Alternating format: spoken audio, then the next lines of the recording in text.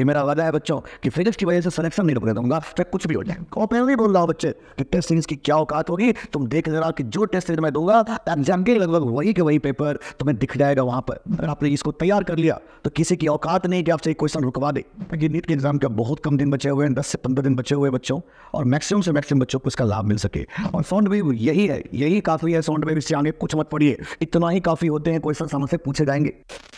तो चलिए बच्चों स्टार्ट किया जाए एक नया सेक्शन वेव्स। तो कंप्लीटली 2 घंटे की जो अभी क्लास होने वाले हैं बच्चों, उसमें हम लोग वेव को फुल एंड फाइनल कर लेंगे ताकि कैसा भी क्वेश्चन वेव्स के आ जाए और हम आसानी से कर लेंगे। ठीक है, तो चलो बिना कुछ बातें किए हम लोग स्टार्ट करें वेव्स। तो बच्चों वेव के कुछ बेसिक बातें होती है, इसको हमें समझना होगा। जैसे सबसे पहला नाम लिया इक्वेशन ऑफ वेव। तो देखो एक बात बताता हूँ मैं तुम्हें, वेव के तो बहुत सारे इक्वेशंस होते हैं, लेकिन फिलहाल हमें की कॉन्सेप्ट जानना है इस चैप्टर का। तो इस की कॉन्सेप्ट में हमें लगता है कि बस बच्चों को यही ध्यान रखना चाहिए, इसके अलावा ध्यान नहीं रखना चाहिए। बहुत सारे वेव के इक्वेशन होते हैं, लेकिन हमें फिलहाल इस चैप्टर में यही ध्यान देना है कि y = a sin ωt minus plus kx। SHM में और वेव में यही अंतर है कि SHM में सिर्फ y जो फंक्शन ऑफ टाइम था, और वेव में मैं क्या देख रहा हूँ, y जो function of x and t both, दोनों फंक्शंस इसमें अवेलेबल रहेंगे। अच्छा अब जरा ध्यान से सुनना, हमें छोटे छोटे बातों को समझना होगा। ये जो ओमेगा होता है पता ही एंगुलर फ्रीक्वेंसी होता है, लेकिन यहाँ एक नया टर्म ऐड हो रहा है कि के को कहते हैं वेव नंबर। क्या कहते हैं? Wave number. के का वैल्यू होता है बच्चों 2π/λ। इसको थोड़ा ध्यान रखिएगा, बाकी तो SHM वाला कॉन्सेप्ट है। एक बात आपको और मैं बताने जा रहा हूँ, एक होता है वेव वेलोसिटी, एक होता है पार्टिकल वेलोसिटी। तो ध्यान से समझना, कोई भी ऐसा वेव जिसमें पार्टिकल y एक्सिस के लॉन्ग वाइब्रेट कर रहा हो और डिस्टर्बेंस x एक्सिस के लॉन्ग चल रहा है, ये डिस्टर्बेंस जैसे जैसे आगे जा रहा है जो पार्टिकल मिल रहा है उसको वाइब्रेट करवा रहा है, ऐसे ऐसे ऐसे वाइब्रेट करवा रहा है, SHM करवा रहा है। तो वो जो x एक्सिस के लॉन्ग चल के जाने वाले चीज़ें होते हैं वही होते हैं वेव, वही होते हैं डिस्टर्बेंस। तो उसे कहते हैं वेव की वेलोसिटी। और पार्टिकल जो SHM कर रहा है अपने एक्सिस पर, उसे कहते हैं पार्टिकल की वेलोसिटी। तो पार्टिकल की velocity time to time change होगा, लेकिन वेव की वेलोसिटी टाइम के साथ चेंज नहीं होने वाला है, वो तो कॉन्स्टेंटली जा रहा है। इतना तो बात ध्यान में आ ही गया होगा। तो मैं सबसे पहला नाम लेता हूँ वेव की वेलोसिटी। तो वेव की वेलोसिटी का फार्मूला होता है बच्चों v = f λ, और एक और फार्मूला याद रखिएगा v = ω/k। याद रखिएगा मैं चैप्टर नहीं पढ़ा रहा हूँ, ये सिर्फ की कॉन्सेप्ट दे रहा हूँ ताकि क्वेश्चंस बन जाए। और एक बात और ध्यान समझना, एक इंपॉर्टेंट बात बताया, relation between particle velocity and wave velocity. तो पार्टिकल की जो वेलोसिटी होता है वो होता है माइनस ऑफ वेव की वेलोसिटी गुना स्लोप। अब ये सारा खेल इसी पे है, ये ध्यान रखना, इस टाइप के क्वेश्चन इस तरह आ सकते हैं कि अगर स्लोप मेरा पॉजिटिव है तो पार्टिकल की वेलोसिटी जो होगा वो निगेटिव आएगा, और पार्टिकल की वेलोसिटी अगर नेगेटिव आ जाएगा तो हम कह देंगे बच्चों कि जो वेव की जो पार्टिकल ऑसिलेट कर रहा होगा उसका जो मूव होगा वो नीचे की तरफ होगा, मतलब वो नेगेटिव डायरेक्शन में मूव कर रहा होगा। अगर स्लोप नेगेटिव है तो पार्टिकल की वेलोसिटी पॉजिटिव हो जाएगा, और हम कह देंगे कि जो पार्टिकल है वो अपवर्ड मूव कर रहा है। और अगर स्लोप 0 हो जाए तो पार्टिकल की वेलोसिटी 0 हो जाएगा। लेकिन अब मुद्दा बनता है कि यार इस पे हमें बात कैसे समझ में आएगा कि ये चीज़ क्या है। आओ इसी चीज़ को समझाने के लिए मैं छोटे से एक एग्जांपल ले लिया, एक न्यूमेरिकल ले लिया, हो सकता है इसमें ऐसा क्वेश्चन इस बार आ जाए। अब बच्चों ऐसा क्वेश्चन अगर आएगा तो क्या आएगा जरा समझना। पूछेगा क्वेश्चन में, ऐसा क्वेश्चन पूछा गया कि पार्टिकल इज मूविंग अपवर्ड। क्या पूछा गया? Particle is moving upward. अब देखो हमें ये बात अगर पता करना होगा कि कौन सा पार्टिकल अपवर्ड गया, कौन सा पार्टिकल डाउनवर्ड गया, कौन सा पार्टिकल रेस्ट पे है और किसकी मैक्सिमम वेलोसिटी है, अगर ये पता करना होगा तो हम सिर्फ स्लोप चेक करेंगे। हम क्या चेक करेंगे बच्चों? स्लोप चेक करना तो आपको आता है। अगर स्लोप मेरा पॉजिटिव है तो पार्टिकल किधर मूव कर रहा था? डाउनवर्ड। अगर स्लोप मेरा नेगेटिव है तो पार्टिकल किधर मूव कर रहा था? अपवर्ड। अगर मेरा स्लोप 0 है तो पार्टिकल क्या है? रेस्ट पर। क्या मेरी बात समझ में आ रहा है? बस यहाँ पर देखो, हमें स्लोप चेक करना है, हमें एक्यूट एंगल और ऑब्ट्यूज एंगल को देखना है। बताओ, एक्यूट एंगल का मतलब स्लोप, एक्यूट एंगल का मतलब स्लोप पॉजिटिव, ऑब्ट्यूज एंगल का मतलब स्लोप नेगेटिव। इतना तो तुम जानते ही हो। अब यहाँ पर देखो 1 नंबर 2 नंबर, स्लोप बताओ पॉजिटिव कि नेगेटिव? ये तो स्लोप पॉजिटिव हो गया। तो अगर स्लोप पॉजिटिव होगा तो पार्टिकल का मूव किधर होगा, नीचे की तरफ। पार्टिकल इधर मूव कर रहा होगा, पार्टिकल इधर मूव कर रहा होगा। अब बताओ 4 नंबर, 5 नंबर, 6 नंबर, ये तीनों पॉइंट जो तुम देख रहे हो यहाँ पर स्लोप नेगेटिव है, तुम देख रहे हो स्लोप नेगेटिव है। बस इतना ध्यान देना, एक्यूट एंगल पॉजिटिव। देखो ये एक्यूट एंगल है, ये एक्यूट एंगल है, और बच्चों ये ऑब्ट्यूज एंगल है। देखो ये ऑब्ट्यूज एंगल है, एक्स एक्सिस के साथ देखो ये ऑब्ट्यूज एंगल है। तो मैं कहता हूँ जब भी ऑब्ट्यूज एंगल देखो तो ऑब्ट्यूज एंगल का मतलब स्लोप नेगेटिव। स्लोप नेगेटिव तो पार्टिकल की वेलोसिटी पॉजिटिव, मैंने अभी भी बताया था। इसका मतलब यहाँ पर पार्टिकल का मूव ऊपर की तरफ है, ऊपर की तरफ है। फिर बताओ यहाँ पर, बताओ मुझे यहाँ पर स्लोप कैसा है, पॉजिटिव कि नेगेटिव? तुम कहोगे यहाँ पर स्लोप पॉजिटिव। तो अगर स्लोप पॉजिटिव है तो पार्टिकल का मूव नीचे की तरफ होगा, डाउनवर्ड मूव कर रहा होगा। यहाँ स्लोप नेगेटिव है, यहाँ स्लोप नेगेटिव तो पार्टिकल का मूव ऊपर की तरफ होगा। और यहाँ पर अब तुम क्या कहने वाले हो, यहाँ पर भी स्लोप पॉजिटिव है तो पार्टिकल के मूव ऊपर की तरफ होंगे बच्चों। अच्छा एक चीज़ और ध्यान दो, यहाँ स्लोप 0 है, यहाँ स्लोप 0 है, यहाँ स्लोप 0 है, यहाँ स्लोप 0 है। तो जहाँ भी स्लोप 0 होगा पार्टिकल रेस्ट पे होगा। तो पहला क्वेश्चन पूछा पार्टिकल इज मूविंग अपवर्ड, तो बताओ कौन कौन सा अपवर्ड मूव कर रहा था? 4 number, 5 number, 6 number, 12 number, 13 number, 14 number, और कौन सा? 16 नंबर। अब यहाँ पर देखो मैंने थोड़ा सा मिस्टेक किया, यहाँ पर ये ऐसे नहीं जा रहा होगा बच्चों, ऐसे जा रहा होगा, सॉरी ये ऐसे नहीं जा रहा होगा, ऐसे जा रहा होगा। थोड़ा ध्यान देना, यहाँ पर थोड़ी मिस्टेक कर दिया मैंने। ये स्लोप पॉजिटिव है बच्चों, स्लोप पॉजिटिव है तो पार्टिकल मूविंग डाउनवर्ड है ना। तो बस इतने तक तो पार्टिकल मूविंग अपवर्ड, यहाँ पर स्लोप नेगेटिव हुआ तो पार्टिकल मूविंग डाउनवर्ड। बोलो क्लियर कि नहीं क्लियर? अब यहाँ पर देखो पार्टिकल मूविंग डाउनवर्ड, तो डाउनवर्ड में कौन कौन सा नाम लोगे बच्चों? 1 2, 1 2, उसके बाद 8 9 10, 8 9 10, और कौन सा नंबर आएगा? 16 और 17, 16 और 17। अब यहाँ पर पूछा गया पार्टिकल एट रेस्ट, तो कहोगे 3 नंबर, 7 नंबर, फिर 11 नंबर, फिर 15 नंबर। ये सारे पार्टिकल रेस्ट पे था।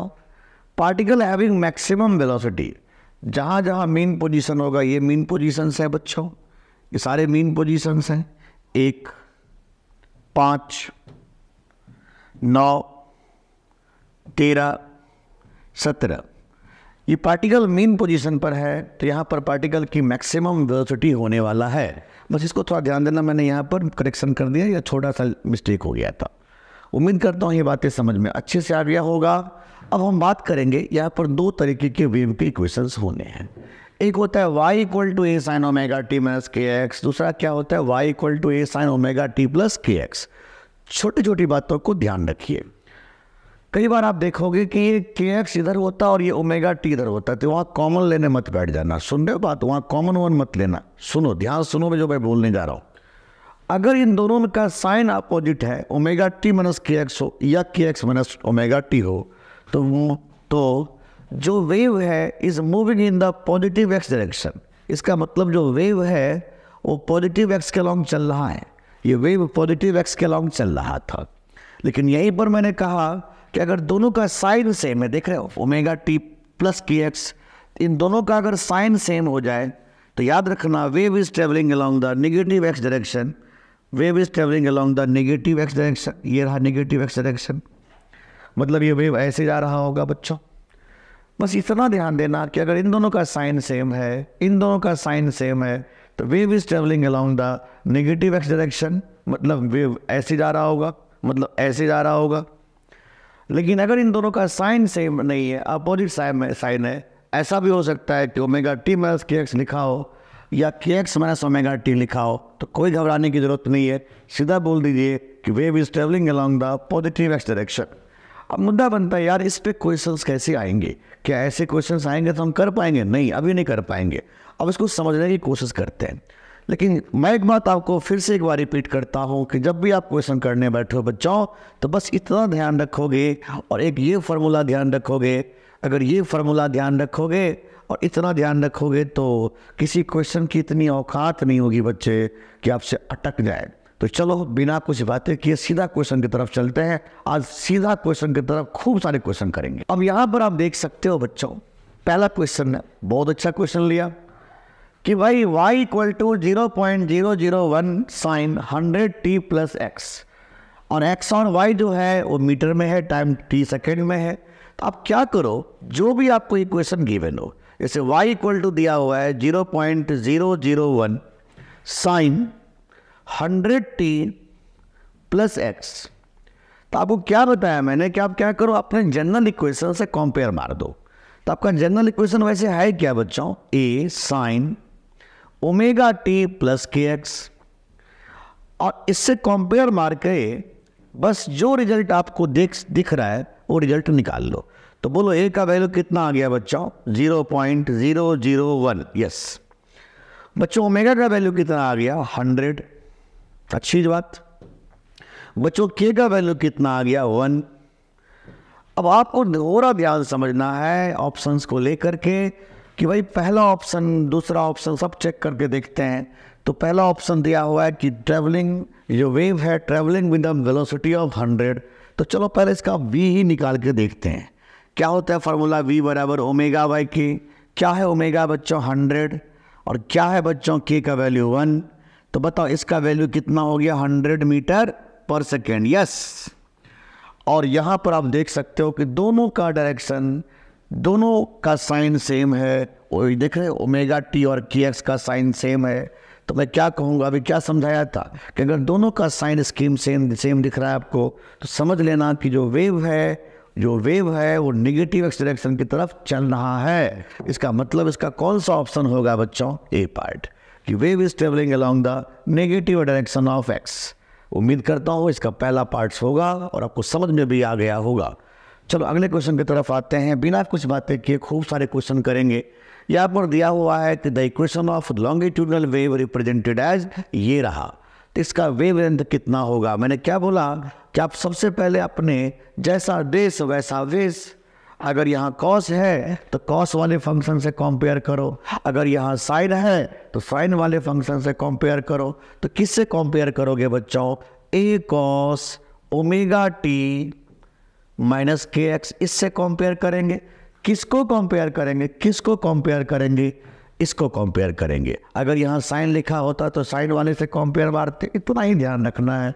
चलो इसको थोड़ा और सॉल्व कर दो बच्चों, इसको थोड़ा और सॉल्व कर देंगे तो ये हो जाएगा 20 कॉस, पाई को अंदर ले जाओ, पाई को अंदर ले जाओ, तो ये हो जाएगा 50 पाई टी, और इस पाई को अंदर ले जाओ तो पाई एक्स। बहुत अच्छी बात, हमें कुछ नहीं करना है, सीधा कंपेयर सीधा आंसर। क्या बोला मैंने, सीधा कंपेयर सीधा आंसर। तो बताओ ए का वैल्यू कितना लिखोगे, 20। बताओ बच्चों ओमेगा का वैल्यू कितना हो जाएगा, 50 पाई। बहुत अच्छा बहुत अच्छा बहुत अच्छा। बताओ बच्चों के का वैल्यू कितना आ गया, पाई। आपसे पूछा क्या जा रहा है, पहले ये बताओ।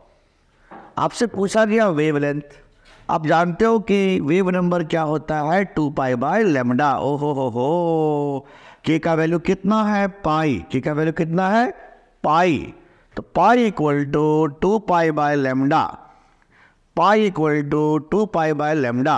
के का वैल्यू निकाल रखा है मैंने, पाई से पाई उड़ा दिया तो लेमडा कितना हो गया, 2, और सेंटीमीटर दे दीजिए क्योंकि वो डाटा सेंटीमीटर में दे रखा है वहाँ पर। तो कौन सा ऑप्शन होगा बच्चों, सी पार्ट। उम्मीद करता हूँ यहाँ तक तो समझ में बहुत अच्छे से आ गया होगा। चलिए अगले क्वेश्चन की तरफ आते हैं बच्चों। तो अगला क्वेश्चन क्या कहना चाह रहा है बच्चों, अब देखो ध्यान से, x equal to x not sine. ये देखो हमने कहा कि कभी भी ऐसे अगर ऐसी बातें कभी करे, ध्यान देना, कभी भी ऐसी बातें करे तो आप क्या करो, सबसे पहले इसको ओपन कर दो, बिल्कुल ओपन कर दो, खोल कर दो, पूरा खोल दो इसको। x equal to x not sign, इस 2 पाई को अंदर ले जाओ, 2 pi N T, yes, minus 2 pi by lambda x, yes. बस मैंने कहा ना, जैसा देश वैसा वेश। अब हमें कुछ नहीं करना है, इसको कंपेयर मार देना है। ए साइन ओमेगा टी माइनस के एक्स।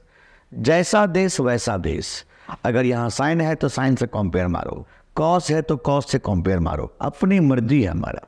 तो बोलो ए का वैल्यू कितना आ गया, एक्स नॉट, यस। बोलो ओमेगा का वैल्यू कितना आ गया, 2 पाई गुना एन। बोलो के का वैल्यू कितना आ गया, 2 पाई बाय लैम्डा। अब हमसे क्वेश्चन में क्या पूछा जा रहा है, द मैक्सिमम पार्टिकल वेलोसिटी, ध्यान देना, द मैक्सिमम पार्टिकल वेलोसिटी। अच्छा, यहाँ पर ये वर्ड यूज किया गया मैक्सिमम पार्टिकल वेलोसिटी, तो भाई पार्टिकल की जो वेलोसिटी होगी वो तो एसएचएम के हिसाब से होगी। अरे बोलिए ना, पार्टिकल तो वाई एक्सिस के लॉन्ग एसएचएम कर रहा था, और कुछ चीज़ें था जो इस एक्सिस पे चले जा रहा था, जो चले जा रहा था, जो मिलता जा रहा था उसको ऐसे से कर देता था।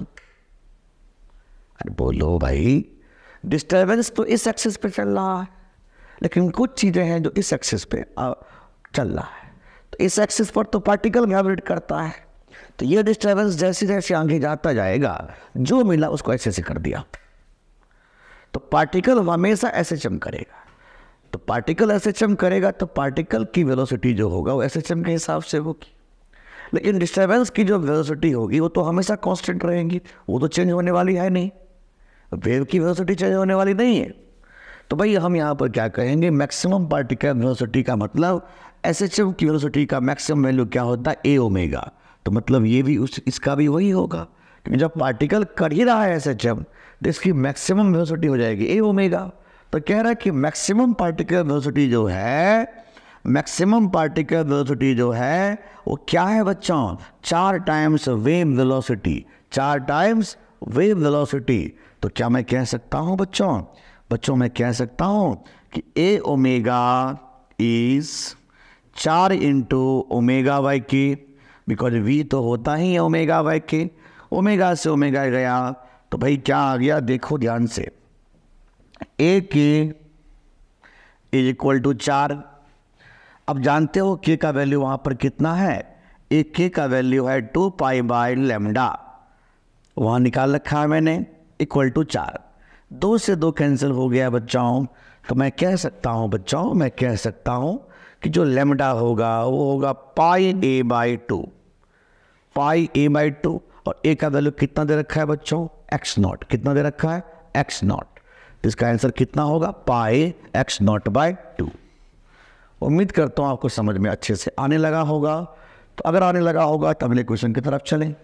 तो एक बात और मैं आपको बताऊं कि आजकल लगता है कि आप लोग वीडियो शेयर करना बंद कर दिए हो।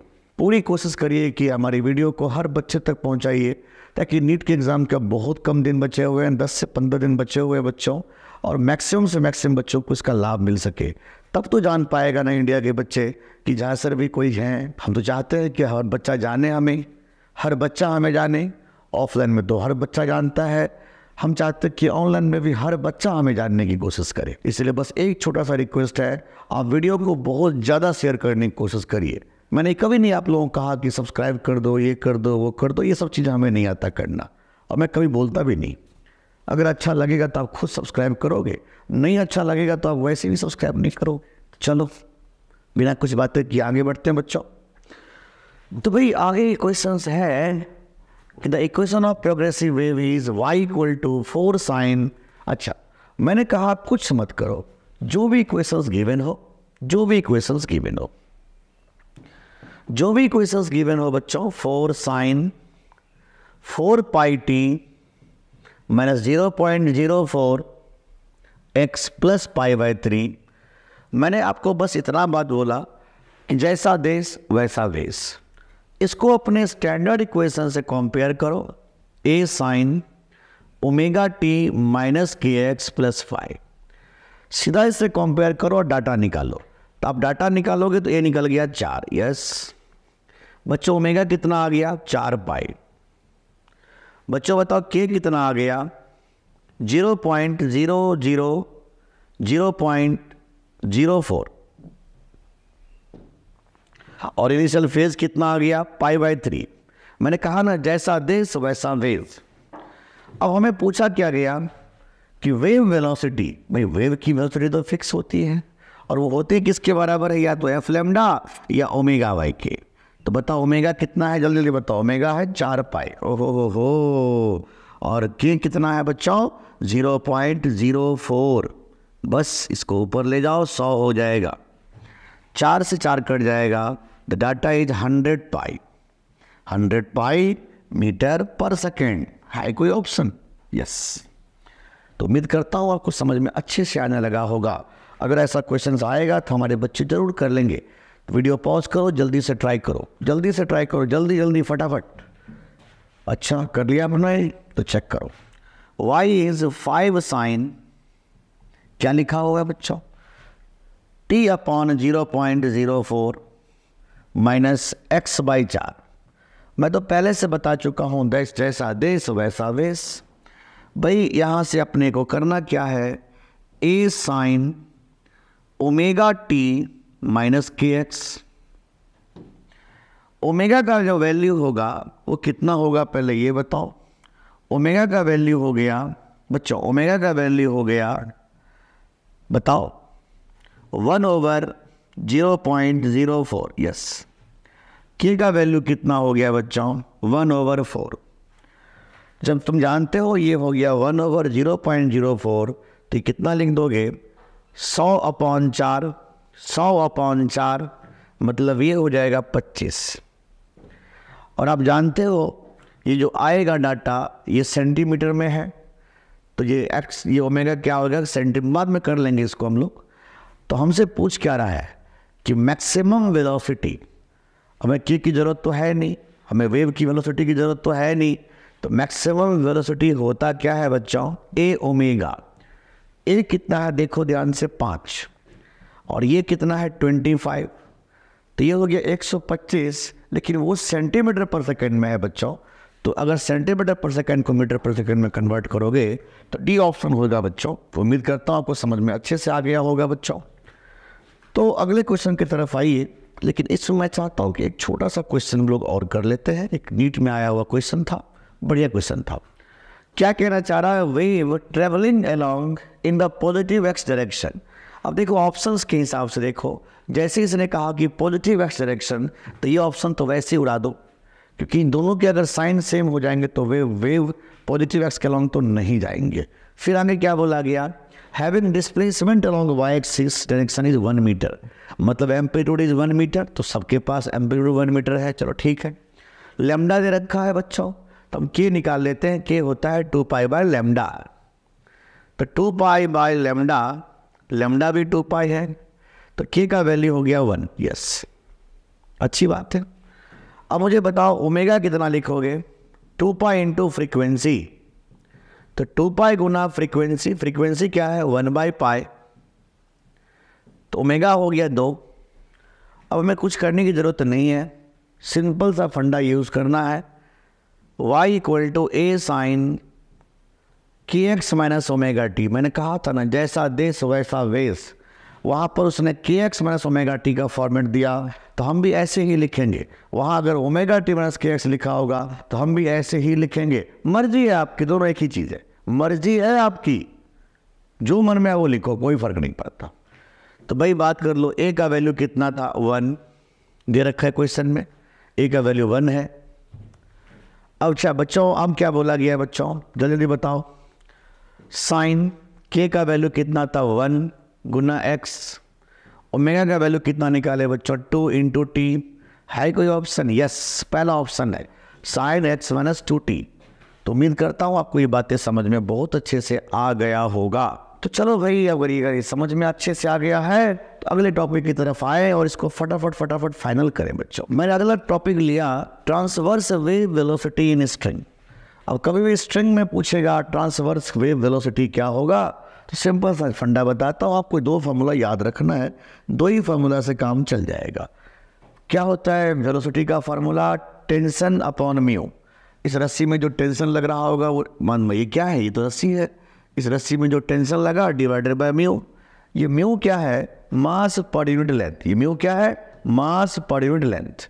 इस म्यू को एक और फॉर्मेट दे दिया, रो ए। कैसे लिखा, रो ए। अब देखो इसे क्या बोलोगे, मास पर यूनिट वॉल्यूम, इसे कहेंगे मास पर यूनिट वॉल्यूम। और ये म्यू क्या है, मास पर यूनिट लेंथ। तो इस म्यू के बदले में मैंने ऐसे पुट कर दिया, तो रो ए भी पुट कर सकता हूँ मैं। तो भाई इस पे जब क्वेश्चंस आते हैं तो अच्छे क्वेश्चन आते हैं, थोड़ा ध्यान से समझने की कोशिश करिए। आपके सामने स्क्रीन पे एक छोटा सा क्वेश्चन आया कि y इक्वल टू, क्या लिखा हुआ है, y equal to 0.002 sine 300t minus 15x। अच्छी बात है। हम क्या करें, सबसे पहले अपने स्टैंडर्ड इक्वेशन से कंपेयर करें, जैसा देश वैसा देश, a sine omega T minus के एक्स। और मुझे बता दें ओमेगा कितना आया बच्चों, ओमेगा आया 300, के कितना आया बच्चों 15। तो फटाफट बता दो v कितना होगा, ओमेगा बाई के, ओमेगा 300 के 15, तो v आ गया 20। अच्छी बात, इतना तो समझ में मेरे को आ ही गया। और म्यू दे रखा है 0.1, म्यू कितना दे रखा है बच्चों 0.1। तो हमसे बोला गया कि बताओ टेंशन कितना होगा। तो मैं अभी भी जानता हूँ कि इस रस्सी में टेंशन कितना होगा। ऐसी फार्मूला को यूज़ करते हैं, v बराबर अंडर रूट में टी बाई म्यू। जब भी एक स्ट्रिंग के बारे में बात करेगा तो बहुत अच्छा फार्मूला है इसके लिए, अंडर रूट में टी बाई म्यू। तो बस t बराबर क्या लिखोगे बच्चों, mu v square, mu v square, square कर दो दोनों तरफ। तो अब जानते हो म्यू कितना है 0.1 और v कितना है बच्चों 20 गुना 20 मतलब 400, 20 गुना 20 बराबर 400। The tension is 40 Newton. उम्मीद करता हूँ आपको समझ में अच्छे से ये भी आ गया होगा। इसका आंसर होगा 40 न्यूटन। अगले क्वेश्चन की तरफ आइए और अच्छे से समझने की कोशिश करते हैं बच्चों।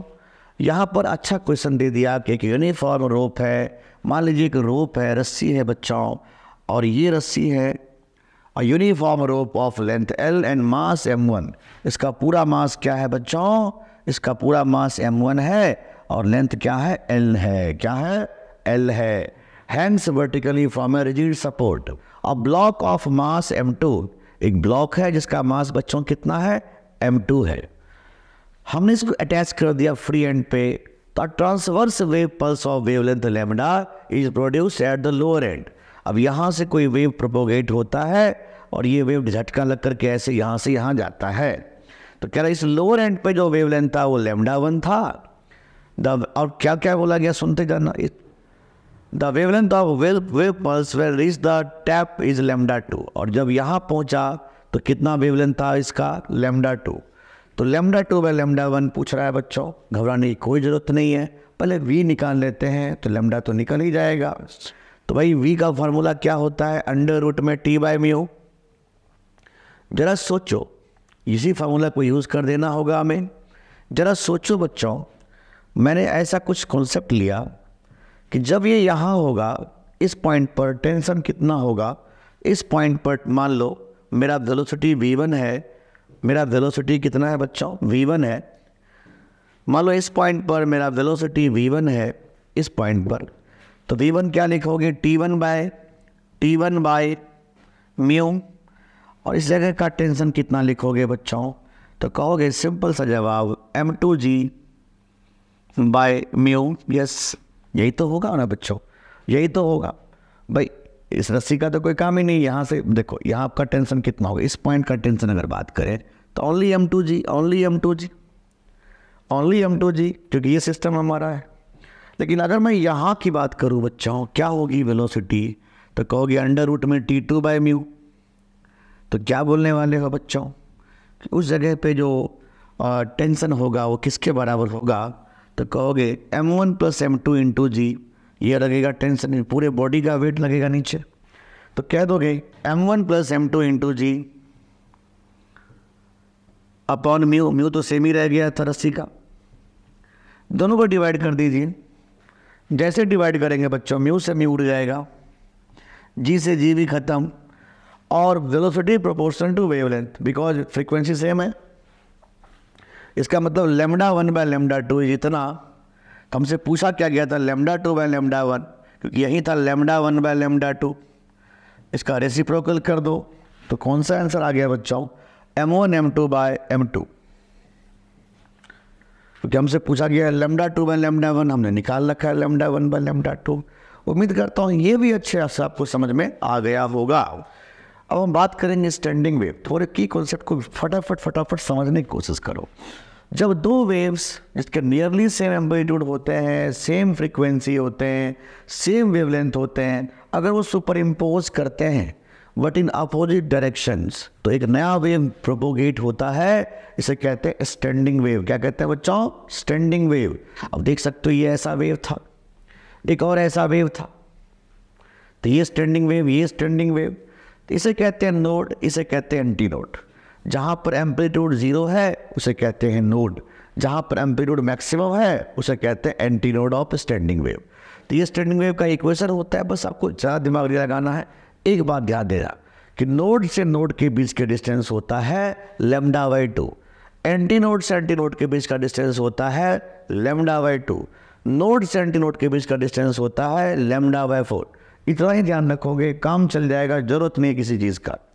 तो देखो अब थोड़ा सा एक पॉइंट मैं आपको और समझाता हूँ। मान लो यहाँ ध्यान दो, ये अच्छा चीज़ है, ये अच्छा तरीके से समझना पड़ेगा तुम्हें, ठीक है। मान लो जो वेव यहाँ से निकला था बच्चों, ये इंसिडेंट वेव था।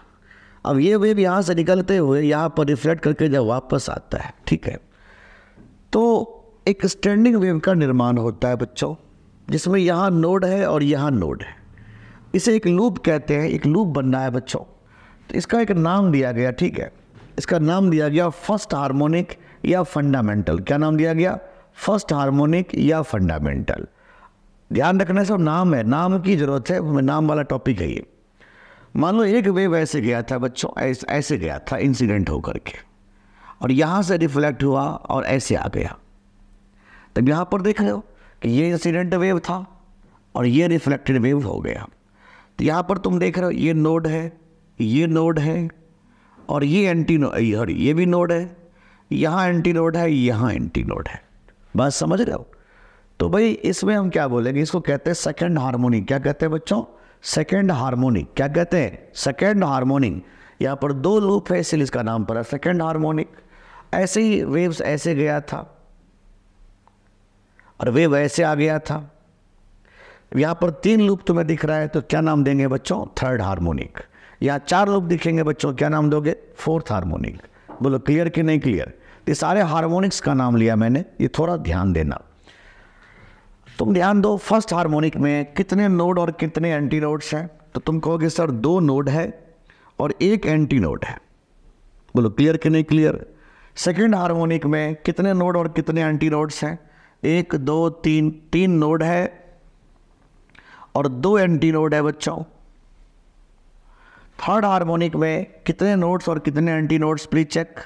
ये नोड, ये नोड, ये नोड, ये नोड। कितने नोड तुम्हें दिखाई दिए? 1 2 3 4, 4 नोड। कितने एंटी नोड? 1 2 3, 3 anti nodes. इसी तरीके से हम लोग डिस्कस कर लेंगे कि how many number of nodes and anti nodes. बस सबसे मेजर बात जो होते हैं बच्चों, इसको ध्यान रखिएगा कि नोड से नोड के बीच का डिस्टेंस होता है λ/2, एंटी नोड से एंटी नोड के बीच का डिस्टेंस होता है λ/2, नोड से एंटी नोड के बीच का डिस्टेंस होता है λ/4। तो चलो थोड़ा सा इसको और मॉडिफाई करते हैं। जो सबसे मेजर चीज़ है वो है laws of transverse vibration in sonometer wire. मतलब इसमें अगर ये स्ट्रिंग को मैं दोनों एंड से फिक्स कर दूँ, उसको वाइब्रेट करना शुरू करूँ, तो इस स्ट्रिंग का मास m था, लेंथ l था। ध्यान रखिएगा, मैं दोनों एंड से वाइब्रेट कर देता हूँ बच्चों, तो इसकी जो फ्रीक्वेंसी होता है उसका ये फार्मूला होता है। इसकी जो फ्रीक्वेंसी होगा उसका ये फार्मूला होता है। अब ये फार्मूला तो हमेशा याद रखो कि frequency is n/2l under root में t/μ, where n is number of harmonics. n क्या हुआ बच्चों? Number of harmonics. मैं भी आपको समझाया था ना कि हार्मोनिक्स का क्या मतलब हुआ, कि मान लो अगर हम बहुत प्यार से इसको वाइब्रेट करते हैं तो ऐसे गया होगा और ऐसे वापस आ गया होगा वेव्स, इसे कहते हैं फंडामेंटल। अगर ये ऐसे गया होता और ऐसे आ गया होता, इसे कहते हैं सेकंड हार्मोनिक। क्या बोलते हैं? Second harmonic. वो सारी बातें समझा रखा हूँ। तो ये फार्मूला आपको नहीं को याद रखना है। अगर ये फार्मूला याद रखोगे तो सारे क्वेश्चन ही बन जाएंगे तुमसे। अब सीधा, क्योंकि देखो बहुत डिटेल्स में तो नहीं पढ़ सकते इस टॉपिक को, क्योंकि समय नहीं है हमारे पास, इसलिए मैं बस की कॉन्सेप्ट बताते जा रहा हूँ और आगे बढ़ते जा रहा हूँ। अब यहाँ पर देखो, छोटा क्वेश्चन ले लिया मैंने, कह रहा है कि sonometer wire is vibrate with a frequency F, it is replaced by another wire of 3 times the diameter. Diameter 3 times कर दिया। If tension and the other parameters remain same, the frequency of vibration of the wire is. अब देखो यहाँ पर कौन सा formula use करेंगे, ये वाला।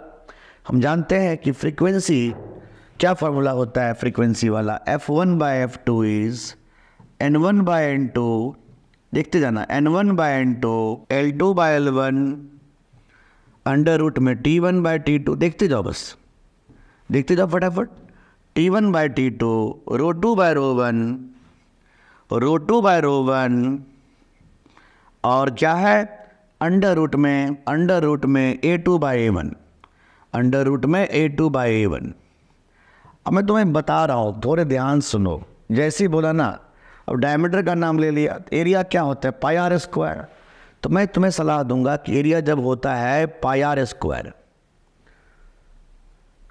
तो भाई इसके अंदर जाएगा तो πr², तो पाई से पाई कैंसिल हो गया और r² बाहर हो गया, तो क्या होगा R2/R1। तो मैं इसको थोड़ा सा मॉडिफाई कर दिया और ये कहलाया R2/R1, ये कहलाया R2/R1। क्या कहलाया बच्चों, R2/R1। थोड़ा ध्यान से सुनो, ये R2/R1 कहलाया बच्चों। और जो रेडियस की कहानी वही डायमीटर की कहानी, जो रेडियस की कहानी वही डायमीटर की कहानी। क्या क्या क्वेश्चन में बोला गया, a sonometer wire vibrates with a frequency F. तो पहले इसकी फ्रीक्वेंसी कितनी थी बच्चों, जल्दी बताओ, पहले इसकी फ्रीक्वेंसी कितनी थी, एफ।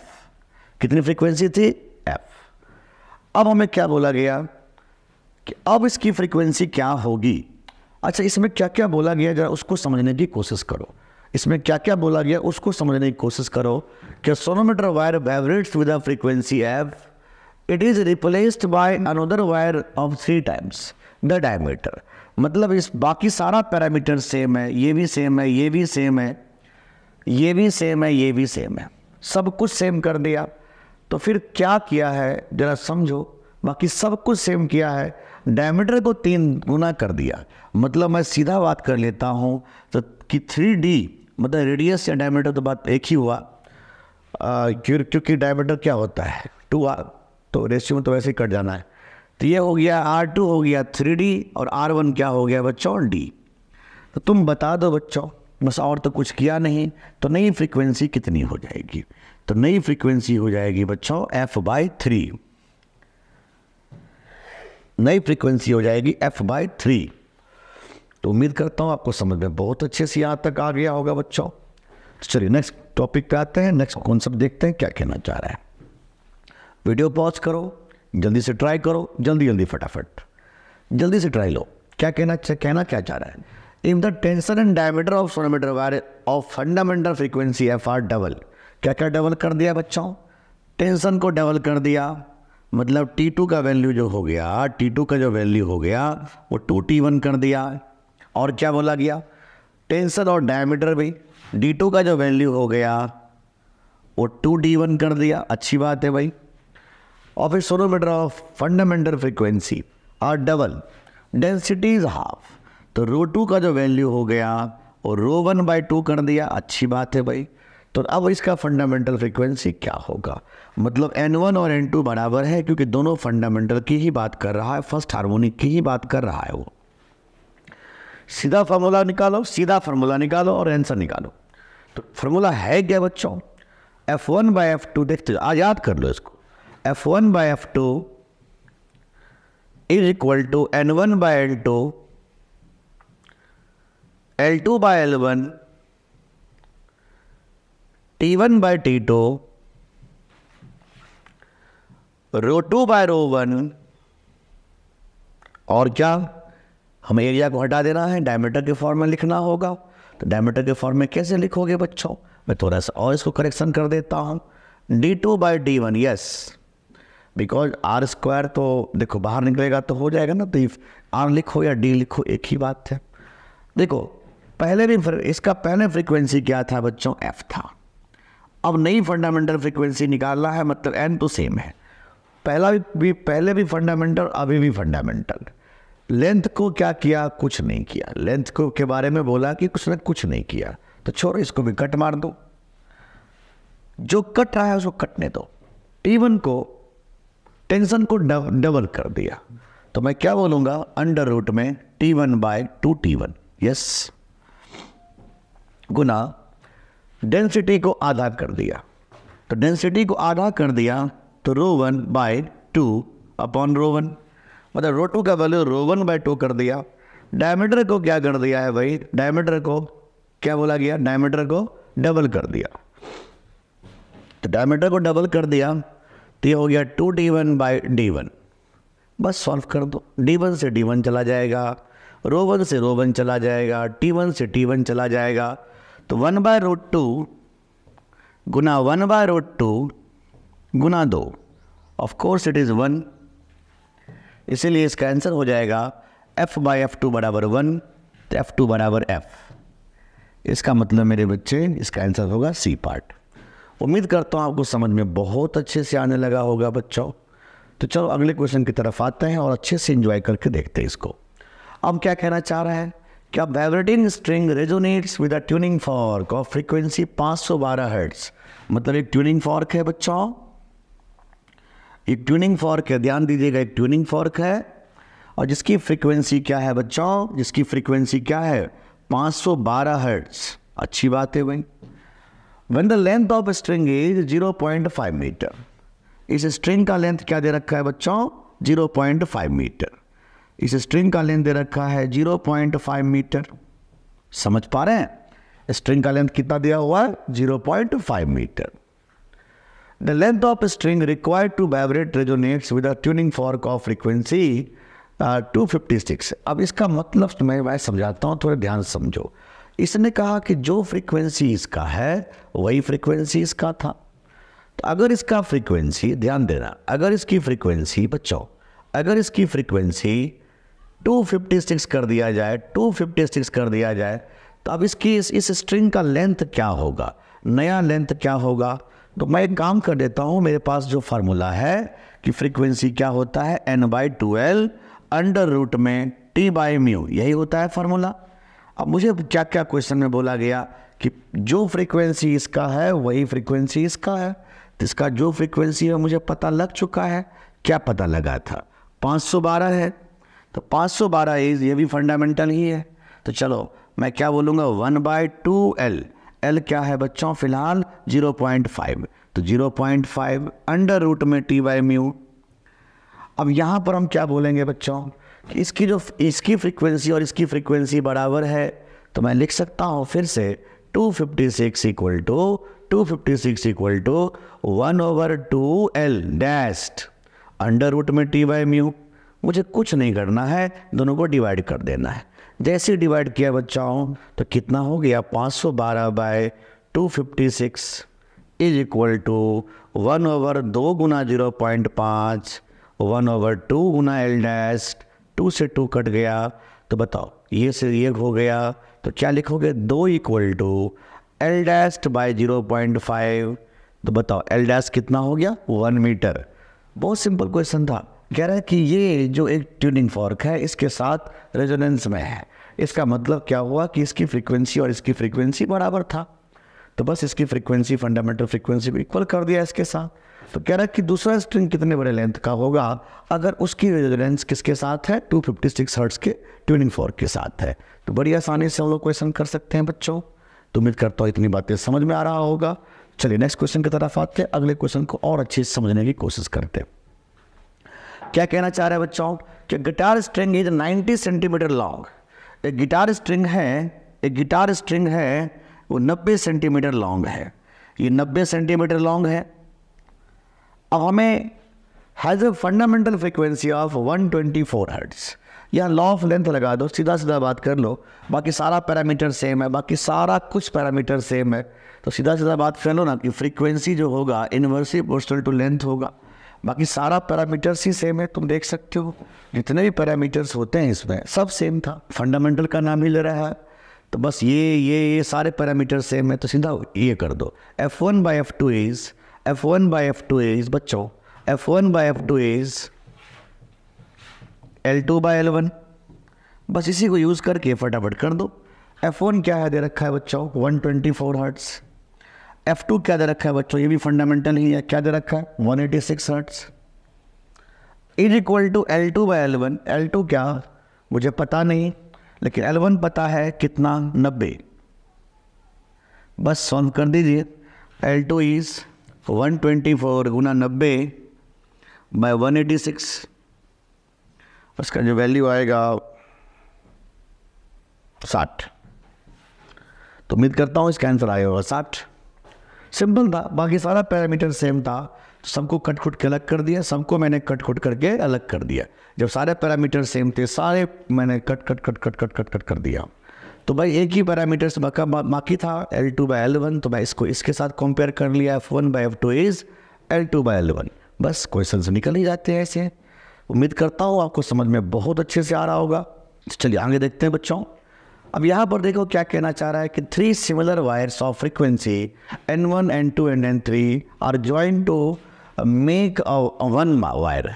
एक वायर को बनाया गया, ठीक है, ऐसे कुछ हो गया होगा बच्चों। तीनों पार्ट्स की फ्रीक्वेंसी अलग अलग थे बच्चों। इसकी फ्रीक्वेंसी दे रखा है N1, इसकी फ्रीक्वेंसी दे रखा है N2, इसकी फ्रीक्वेंसी दे रखा है N3।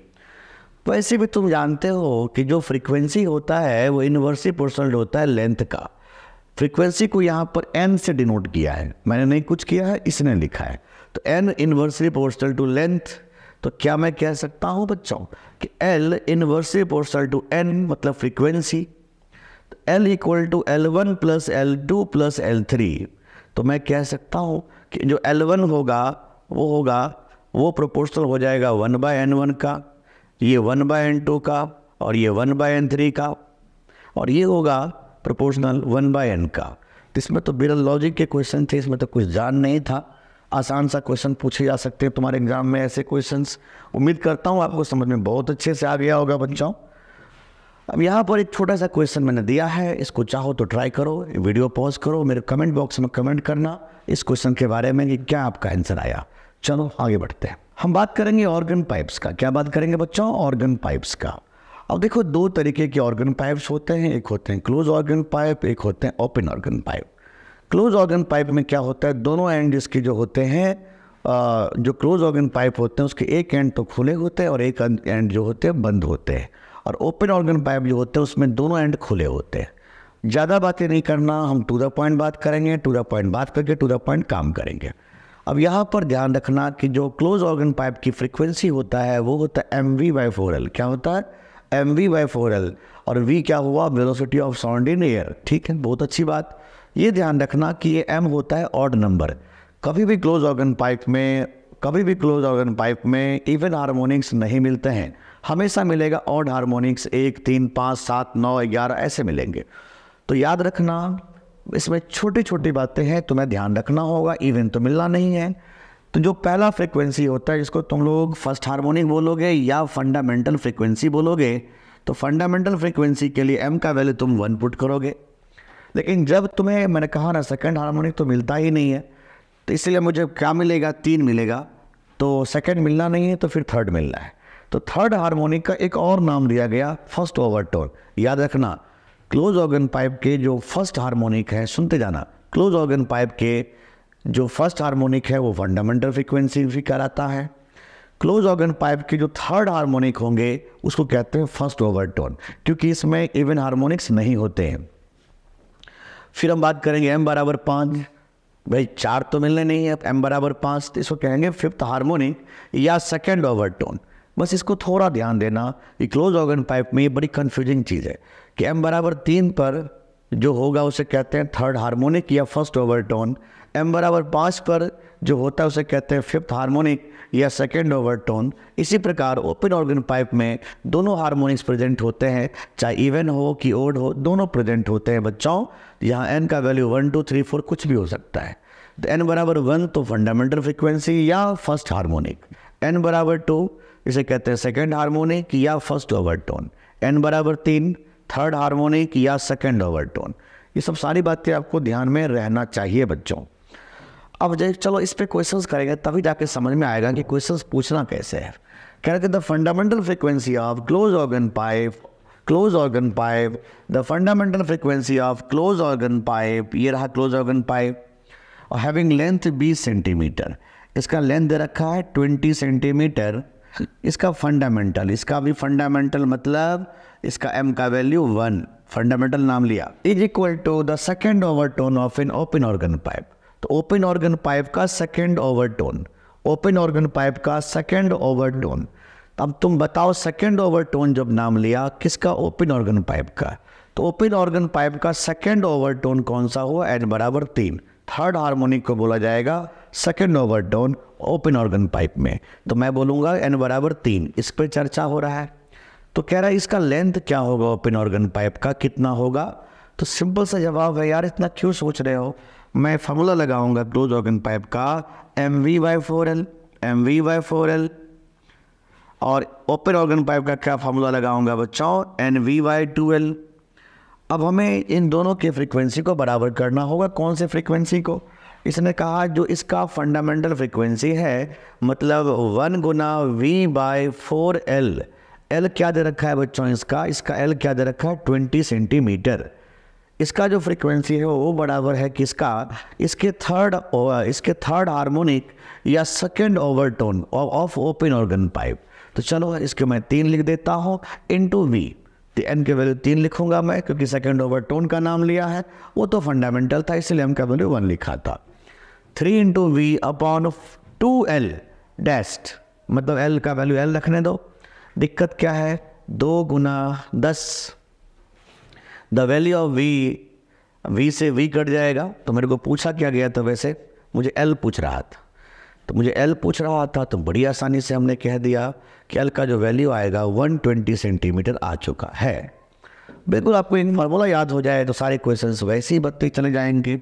और नीट के पॉइंट ऑफ व्यू से ओपन ऑर्गन पाइप या क्लोज ऑर्गन पाइप बहुत ज़्यादा इंपॉर्टेंट साबित होंगे इस साल। फिर से देखिएगा, लास्ट ईयर भी दोनों टाइम पूछा था, नीट मणिपुर में भी और नीट के ओरिजिनल में भी, और इस बार फिर से पूछने जा रहा है, फिर से पूछेगा, हो सकता है इस बार रेजोनेंस ट्यूब को टच करे, थोड़ा ध्यान रखिएगा। हम फिर बात करेंगे, कह रहा था second overtone of an open organ pipe has same frequency as first overtone of close organ pipe. आप इसको याद क्यों नहीं कर लेते हो, क्लोज ऑर्गन पाइप का फार्मूला होता है mv/4l, ओपन ऑर्गन पाइप का फार्मूला होता है, दो बार लिखोगे तो याद ही हो जाएगा, nv/2l। अब हमें बोला क्या गया कि second overtone of open organ pipe, second overtone का क्या मतलब, सेकेंड ओवरटोन का मतलब क्या ओपन ऑर्गन पाइप का, 3v/2l, L1, 3v/2l, L1 ले लो। इसकी जो वैल्यू है वो बराबर है first overtone of close organ pipe, first overtone of close organ pipe. तो पहला overtone of close organ pipe, तो क्लोज ऑर्गन पाइप का पहला ओवरटोन कब होता है बच्चों, थर्ड हार्मोनिक पे। तो मैं लिखूंगा 3v/4l2, 3v/4l2। अच्छा, अब आगे क्या बोला गया कि इसका जो लेंथ है ऑर्गन पाइप का, उसका नाम है L। तो मैं L2 का नाम रखता हूँ, मैं L2 का नाम रखता हूँ बच्चों L। क्या नाम रखता हूँ, L। बस सॉल्व करना है, 3 से 3 गया, V से V गया, और 2 से 2 गया बच्चों। तो बताइए L1 का वैल्यू कितना हो गया, 2L। बिल्कुल सिंपल सा क्वेश्चन था यार, कुछ सोचने की ज़रूरत ही नहीं है। लगातार प्रैक्टिस करो इस पर ताकि बहुत अच्छा कॉन्सेप्ट क्लियर हो जाए। क्या कहना चाह रहा है, cylindrical resonance tube open at both ends has a fundamental frequency f। अब यहाँ पर तुम देख सकते हो कि इसकी जो फंडामेंटल फ्रीक्वेंसी है ये है f। तो तुम जानते हो जब जैसे ही बोला कि फंडामेंटल फ्रीक्वेंसी f है, तो किसका, ओपन ऑर्गन पाइप का, तो इसका वैल्यू क्या लिखोगे, 1 गुना v/2l, बस बात खत्म। यही तो बोला है ना क्वेश्चन में, इसकी फंडामेंटल फ्रीक्वेंसी f है, इन एयर, या हवा में है। अब क्या बोला गया कि अब देखो, मान लो इसका लेंथ L है। अब क्वेश्चन में क्या बोला गया कि अब हमने इसी ऑर्गन पाइप्स को बच्चों, इसी ऑर्गन पाइप को ध्यान देना, इसी ऑर्गन पाइप को बच्चों हमने इसमें डिप कर दिया। अब जैसे इसमें डिप करोगे ना बच्चों, जैसे डिप करोगे तो ये कितना होगा, L/2। कितना डिप किया गया है, लिखा तो है हाफ ऑफ द लेंथ, इतना डिप कर दिया गया। अब तुम बताओ, जैसे डिप करोगे तब ये बन गया क्लोज ऑर्गन पाइप, क्योंकि इधर तो मीडियम आ गया है। तो बस फ्री एंड कितना है, सिर्फ L/2। तो मैं कहूँगा कि ये ओपन ऑर्गन पाइप था, अब बन गया क्लोज ऑर्गन पाइप। तो अब इसकी फंडामेंटल फ्रीक्वेंसी क्या होगी? तो क्लोज ऑर्गन पाइप की फंडामेंटल फ्रीक्वेंसी होती है MV/4L का फॉर्मूला यूज़ करना होगा। जैसे ही मैंने बोला कि फंडामेंटल फ्रीक्वेंसी, तो M का वैल्यू 1 इंटू V गुना अपॉन 4 इंटू L, L नहीं रहा, अब इसका लेंथ L कहाँ रहा, L/2 रह गया। तो मैं कह सकता हूँ L/2, 2 से 2 कैंसिल, तो V/2L। तुम जानते हो इसका जो फ्रीक्वेंसी है वो V/2L होना चाहिए था फंडामेंटल फ्रीक्वेंसी। और तुम जानते हो कि जो फंडामेंटल फ्रीक्वेंसी होगा बच्चों, उसका वैल्यू क्या होगा? इसका तो आ गया V/2L, और मैं जानता हूँ कि पहले से मुझे V/2L का वैल्यू दे रखा था F। इसका मतलब अब जो इसका फंडामेंटल फ्रीक्वेंसी होगा, क्लोज ऑर्गन पाइप जो बन गया है, उसका भी F ही रह गया। इसका आंसर कौन सा होगा बच्चों? F। उम्मीद करता हूँ आपको समझ में बहुत अच्छे से आ गया होगा। मतलब इसका आंसर कौन सा होगा? F। क्लियर या नहीं क्लियर? बिल्कुल क्लियर हो जाएगा। अब आगे बढ़ो बच्चों, आगे के क्वेश्चंस को थोड़ा सा ध्यान दो।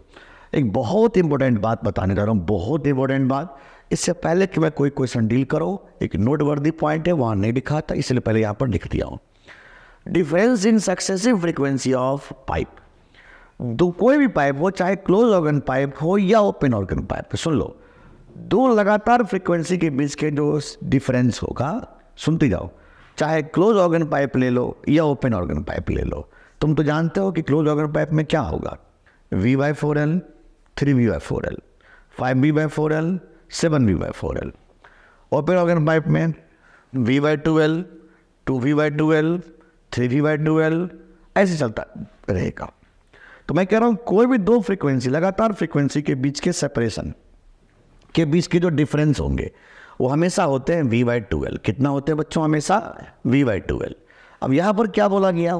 The two nearest harmonics of A tube closed eight one and and open at another and. मैंने क्या बोला? वो कोई फर्क नहीं पड़ता, चाहे कोई भी ओपन ऑर्गन पाइप हो या कोई भी क्लोज ऑर्गन पाइप हो, उससे कोई फर्क नहीं पड़ता, ओपन होगी क्लोज हो, दो लगातार फ्रीक्वेंसी के जो बीच के डिफरेंस होते हैं वो हमेशा V/2L होते हैं। अब हमें क्या बोला? इसका जो लगातार फ्रीक्वेंसी है वो इतना और इतना है। तो बताओ इसका डिफरेंस कितना होगा? 260 में से 220, यही फ्रीक्वेंसी का डिफरेंस होगा, यही फ्रीक्वेंसी का डिफरेंस होगा बच्चों। तो मैं क्या बोलने वाला हूं कि इसका जो वैल्यू हो गया वो होना चाहिए था V/2L। अब मुझे बता दो कि V/2L का वैल्यू किसके बराबर हो गया? जल्दी जल्दी बता दो। 40। V/2L का वैल्यू किसके बराबर हो गया? 40। बढ़िया बात है। तो मुझे पूछा क्या गया, what is the fundamental frequency of the system? किसके बारे में बात कर रहा है? क्लोज ऑर्गन पाइप का। तो क्लोज ऑर्गन पाइप का फंडामेंटल फ्रीक्वेंसी होता क्या है? V/4L। तुम तो जानते हो कि V/L किसके बराबर बच्चों? V/L हो गया 80। तो बस इसमें पुट कर दो 80/4, 80/4 इज 20, और मैं कह सकता हूँ इसका आंसर होगा 20। सिंपल सा क्वेश्चन था, कोई टफ नहीं था। मैं एक बार दोबारा समझाता हूँ, शायद ना समझ में आया हो बच्चे को। दो लगातार फ्रीक्वेंसी के जो डिफरेंस होते हैं वो हमेशा V/2L होते हैं, चाहे क्लोज ऑर्गन पाइप हो चाहे ओपन ऑर्गन पाइप हो, उससे कोई फर्क नहीं पड़ता। तो हमें दो फ्रीक्वेंसी दे रखा है, लगातार फ्रीक्वेंसी 220 और 260। ठीक है, इतना बात तो समझ में आ गया। तो हम दोनों के डिफरेंस कर लिए, तो ये इस V/2L के बराबर होना चाहिए। तो मैं V/2L निकाल लिया 40, तो V/L कितना हो गया? 80। तो हमसे पूछा गया क्या गया कि फंडामेंटल फ्रीक्वेंसी क्या होगा फिर इस क्लोज ऑर्गन पाइप का। तो फंडामेंटल फ्रीक्वेंसी के लिए M का वैल्यू क्या पुट करते हो? 1 V/4L। बस इसको पुट करो, आंसर निकालो। उम्मीद करता हूँ समझ में आ गया होगा। अब ये सामने अच्छा क्वेश्चन आया है, मैंने नीट 2023 मणिपुर से शायद उठाया है वो क्वेश्चन को। अच्छा क्वेश्चन दिया हुआ ये भी, कह रहा fourth overtone of close organ pipe 1, 3, 5, 7, 9, 11। Fundamental, first overtone, second overtone, third overtone, fourth overtone. हो fourth overtone of close organ pipe, मतलब 9V/4L। ओपन कौन सा क्लोज है? LC कर दिया, कोई बात नहीं, LC कर दो, अच्छा लगता है। Close organ pipe is same as that of third overtone. इसमें क्या होता है? 1, 2, 3, 4, 5, 6, 7, 8, 9, 10। Third overtone, first overtone, second overtone, third overtone. 4V/2 2LO, 2LO open organ pipe. तो रेशियो ऑफ लेंथ पूछ रहा है यार, दिक्कत क्या है? V से V गया, 2 दूनी 4, तो मैं क्या बोलने वाला हूँ, 9/8 इज LC/LO। तो इसका आंसर क्या होगा? ऑफ कोर्स हमें क्लोज और ओपन दोनों का रेशियो पूछ रहा था, यही पूछ रहा था, 9:8। उम्मीद करता हूँ आपको समझ में ये भी क्वेश्चन आ ही गया होगा। हमें ध्यान रखना होगा इस टेक्निक, बड़ी काम का टेक्निक हो गया। ये फर्स्ट हार्मोनिक, ये थर्ड हार्मोनिक या फर्स्ट ओवरटोन, ये फिफ्थ हार्मोनिक या सेकेंड ओवरटोन, ये सेवेंथ हार्मोनिक या थर्ड ओवरटोन, मतलब ऐसे चलते जाएंगे। ये क्लोज के लिए और ओपन के लिए तो भाई सारे अवेलेबल होते हैं, तो इसीलिए आसानी से हम करते चले जाएंगे। नेक्स्ट, ये भी क्वेश्चन नीट 2023 का था। The ratio of frequency of fundamental frequency produced by an open organ pipe to that close organ pipe having same length. तो ठीक है, फंडामेंटल फ्रीक्वेंसी बोला गया तो 1 गुना V by 4LC the ratio of frequency of fundamental harmonic produced by, देखो simple सा फंडा, ध्यान दो। अगर हम क्लोज ऑर्गन पाइप की बात करें बच्चों, क्लोज ऑर्गन पाइप की बात करें बच्चों, तो इसकी फ्रीक्वेंसी क्या होगा? ओपन नहीं, ओपन पहले नाम लिया ओपन और उसके बाद नाम ले लिया क्लोज। तो ठीक है, ओपन का लिख दो, फंडामेंटल 1V/2LO, कोई दिक्कत नहीं, डिवाइडेड बाय क्लोज्ड। तो क्लोज के लिए क्या लिखोगे? फिर से फंडामेंटल नाम लिया, 1V/4LC। और मैं बोला कि सेम लेंथ, जय ये लो, ओहो, F0/FC ये 2 सीधा ऊपर जाएगा 2। है कोई? अरे है कोई? 2 है ना? क्या मेरी बात समझ में आ रहा है? अच्छा क्वेश्चन है, लॉलीपॉप सा ना, बिल्कुल। ये नीट 2023 का क्वेश्चन था बच्चों। आगे देखते हैं बच्चों क्या कहना चाह रहा है। The fundamental frequency in an open organ pipe is equal to the third harmonic of close organ pipe. Fundamental frequency जो है ओपन ऑर्गन पाइप का, मतलब 1V/2L0, इसका जो वैल्यू है वो third harmonic of close organ pipe का है, तो 3V/4LC। बहुत अच्छी बात। If the length of close organ pipe is 20 centimetre, मतलब मुझे इसका वैल्यू दे रखा है 20। क्या दे रखा है बच्चों? 20। तो बताइए इसकी वैल्यू क्या होगी, यही पूछा जा रहा है, length of open organ pipe. कोई डरने की बात नहीं है। 2 से 2 दूनी 4, अब V से V गया बच्चों, तो बताइए L2 L0 कितना हो गया बच्चों? 40/3। है कोई ऑप्शन? 13 point something. उम्मीद करता हूँ समझ में अच्छे से आने लगा होगा। बस हमें फार्मूला याद होगा तो सारे क्वेश्चंस यूं ही बनते चले जाएंगे। अब यहाँ पर देखो एक अच्छा सा क्वेश्चन आया है, कहना क्या चाह रहा है? If we study the vibration of an open organ pipe which of the following is not true. कौन सा सही नहीं है? किसके लिए बात कर रहा है? Open organ pipe. Open organ pipe की बात कर लें, कौन सा सही नहीं है पहले चेक करते हैं। Open and will be anti notes, नहीं भाई ये तो सही गलत सही है बिल्कुल। इसने कहा कौन सा सही नहीं है, क्या बोला वो इसने? कौन सा सही नहीं है। इसने ये नहीं बोला कि कौन सा सही है, कौन सा सही नहीं है। तो भाई सही बात थी, इसका मतलब ये गलत है। Odd harmonics of the fundamental frequency revision, नहीं, यही इसका आंसर है भाई। ओपन ऑर्गन पाइप में दोनों तरीके के हार्मोनिक्स प्रेजेंट होते हैं, चाहे इवन हो या ऑड हो। जब यही इसका आंसर होंगे तो आगे पढ़ूँ क्या, छोड़ो आगे बढ़ो। यहाँ पर अच्छा क्वेश्चन है, इसको वीडियो पॉज करो, इसको ट्राई करना और मेरे को बताना, कमेंट बॉक्स में कमेंट करके बताना कि इसका आंसर क्या होगा। वैसे मैं थोड़ा हिंट कहो तो हिंट कर देता हूँ। क्या कह रहा है? The number of possible natural oscillations of air column in a pipe closed eight one and and open at another end is 85 centimetre whose frequency lies below 1250। करना क्या है सुन लो। क्लोज ऑर्गन पाइप की जो फ्रीक्वेंसी होगी वो तो होती है MV/4L, MV/4L। अब हमें क्या बोला गया? लेंथ दे रखा है 85 सेंटीमीटर। तो भाई हम बात करेंगे कि M Guna V divided by, अच्छा V का वैल्यू दे रखा है क्या? V का वैल्यू दे रखा है बच्चों, कितना दे रखा है V का वैल्यू? V का वैल्यू दे रखा है 340। 4 लेंथ कितना दे रखा है बच्चों? 85 है, तो 85/100। और इससे कम होना चाहिए, 1250 से कम होना चाहिए, 1250 हर्ट्ज से कम होना चाहिए। एम का वैल्यू निकल जाएगा तो मुझे पता लग जाएगा कितने हार्मोनिक तक गया था। आराम से हम बना सकते हैं कि इससे कम फ्रीक्वेंसी होनी चाहिए, आराम से बनते चले जाएगा। चलो मुझे कमेंट बॉक्स में कमेंट करना है कि इसका आंसर क्या होगा। भैया अब ये भी क्वेश्चंस मैं आपको होमवर्क देता हूँ। ये 2 क्वेश्चन मैंने आपको होमवर्क दिया, एक और क्वेश्चन दिया था, 3 क्वेश्चन मैंने होमवर्क दिया आज।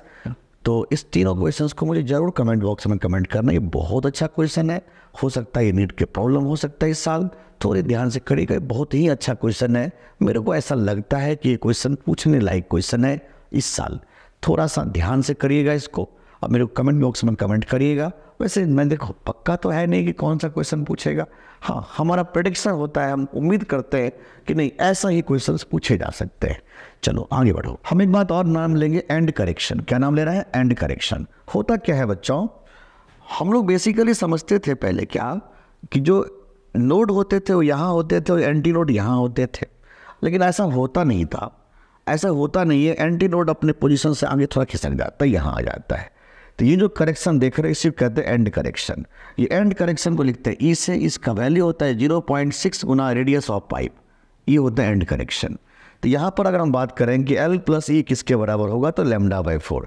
सारी बातों को छोड़ो, एक छोटा सा काम कर लो, अपने फार्मूला में इसको थोड़ा सा एनालाइज कर लो।